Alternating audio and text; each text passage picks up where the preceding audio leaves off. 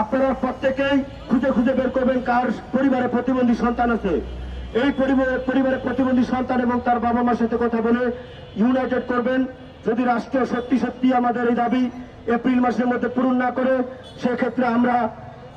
সেক্ষেত্রে আমরা মে মাসের শেষের দিকে কুরবানির ঈদকে সামনে রেখে কুরবানির ঈদের আগে আমরা রাস্তায় নামবো এবং তারেক রহমান যিনি হচ্ছে এটা সংখ্যাগরিষ্ঠ মানুষের ভোটে নির্বাচিত এবং তিনি আমাদের নেতা, আমাদের প্রধানমন্ত্রী, আমরা দেখতে চাই তিনি কিভাবে আমাদের রাস্তায় রেখে, অভুক্ত রেখে, ক্ষুধার্ত রেখে কিভাবে হচ্ছে তিনি কুরবানি মাংস দিয়ে ভাত খান।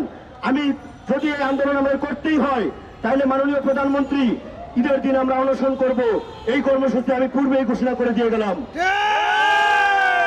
এই অনশন চলবে, ঈদের দিন আমরা অনশন করব এবং আমরা দেখব এই দেশে এই প্রতিবন্ধী মানুষের মর্যাদা প্রতিষ্ঠা করার জন্য আপনার এবং আপনার যারা মন্ত্রীবর্গ, আপনার যারা শুভাকাঙ্ক্ষী, তাদের কি ন্যূনতম ইচ্ছা আছে কিনা।